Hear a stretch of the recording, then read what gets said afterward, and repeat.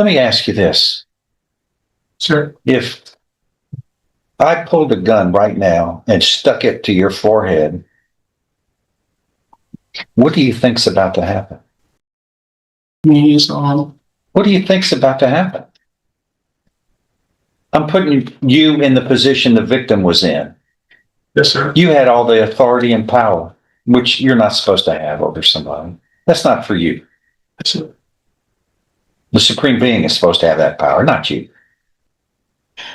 And if I put a gun, what do you think? The next moment, you can very well die. What do you think he thought? Same thing. You're going to later say, well, I didn't intend to kill you. How does that take back the fear and what was going through their mind thinking, I'm about to end my life on this as a living person is about to end, and I don't have control. Somebody else has control over my life, which isn't supposed to happen. That's not the way we're supposed to live, is it? No, sir. That's the way you did it. You assumed the power and authority. You can say, I didn't intend, but you think anybody believes that when they've got a gun to their head? No, sir. Yeah, that's going to make them feel better later. I mean, they'll wake up with nightmares their whole life. That's what they tell me. Well, that would be reasonable. It doesn't matter what you intended, it's what you did. That speaks for itself. I bet you didn't say, I'm putting this gun to your head, but I'm not going to really pull it. I don't intend to do anything to you. I'm just doing this. You didn't do that. You made them think they were about to die. You understand how that's terrible? Yes, sir. You had all the power, and that's not what it's supposed to be. That's not fair. He's asking for 10 years in prison, which isn't unfair.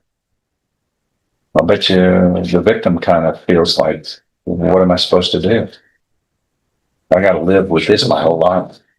And he just gets 10 years. And then he's released. I'm the one that suffers my whole life.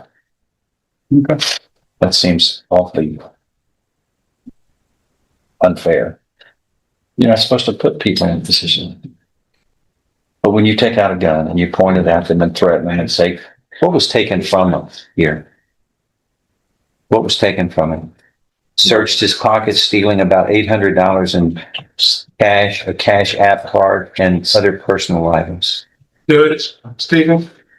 I wanted to say that actually no one took any money from him, but they did take someone did take some marijuana from him. I don't know what he actually told the detectives. I'm not aware of. I never seen the paper of an indictment, so I don't know actually what happened. What he told the detectives, as I can remember. How do you know? How do you know what was in his pockets? I don't. Well, why are you saying there isn't any if you don't know? He said to the police that there were $800 in cash they took. How do you know that he's not telling the truth? Because after the robbery, no one had $800, sir. Well, yeah. You were sitting there watching. Did you see them pull his stuff out of his pants? I did. Did you? I was watching him. No one went into his pants. Sir? I shot, yes, sir. I was watching him. No one went into his pockets. Well, where'd they get the marijuana from? He had a bag of marijuana. Where? He got it from the trunk, sir. From the trunk of the car. How did y'all get it? He handed it over, sir. Huh? He handed it over. At gunpoint? That was actually before gunpoint. He was actually selling. Wait. So what did you take from him at gunpoint? That's what I'm saying. They actually didn't take nothing from him because they had an officer doing a patrol. No, you had the gun to them. Yes, sir. Well, what did you get from him? That's what I said. I told the probation You just officer, pulled a gun to somebody who didn't have anything to give? Sir, what I told the probation officer when she came to see me, that when I pulled the gun to demand the money back. I had a police officer doing a patrol. Wait. What money back? The money from the gambling. The money that I cheated out of. I demanded it back. someone screams and said the police right there. We turned around, we seen the police cruiser. Everybody left. Everybody took off running. No one never handed the money over. You put a gun to, what did you put it, to his head? What? No, sir, just in front of us. Like, What do you mean? at chest height. You mean to his chest? Yes, sir. Oh, okay. Well, that kills somebody, right? Yes, sir. Okay. And you were there to steal his money. To steal the money. To take it from him at gunpoint, right? Yes, sir. You don't see anything wrong with that?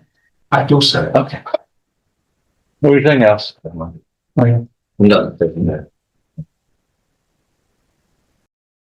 Your criminal history, as it looks like you had an unlawfully carrying a weapon charge in Harris County, that was dismissed. Sir. And then it looks like you have an evading arrest or detention, a Class A misdemeanor pending over there, right? Yes, sir. Okay. Felonies, this is the only felony, correct? Yes, sir. Yeah, you can talk all day long about what your intent was, but you know, when somebody has a gun to their chest and there's nothing they can do, they're defenseless. You have all the power. They'll think of that their whole life. That'll be in the back of their mind forever. It's what haunts people forever. It's a nightmare that they have to live with. You understand? That's what you did. I mean, that's the punishment. I mean, that victimizes them forever. They just don't forget it. All right. Well, I'm going to find that you were pleading guilty voluntarily. You are mentally competent to do so. You understand and appreciate the consequences of pleading guilty. There's sufficient evidence supporting your guilty plea from State's Exhibit 1 admitted here to find you guilty beyond a reasonable doubt. I now find you guilty beyond a reasonable doubt of this first-degree felony of aggravated robbery. I am going to follow this agreement. You are hereby sentenced to confinement in the institutional division of the Texas Department of Criminal Justice to serve a term of 8 years. You will be given credit for all time